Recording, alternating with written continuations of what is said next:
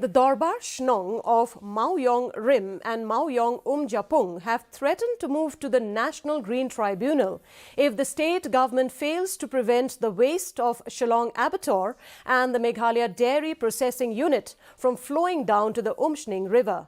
Speaking to reporters, Rangba Shnong of Maoyong Rim, S. Lingdo Nongpyor, said they are concerned over the pollution of the river, which is the source of the Greater Maoyong Water Supply Scheme.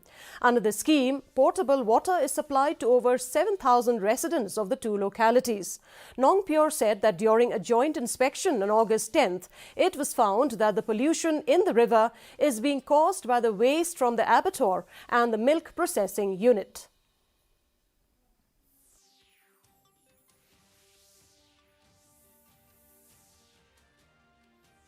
Kendai si kontrol jong u Agos.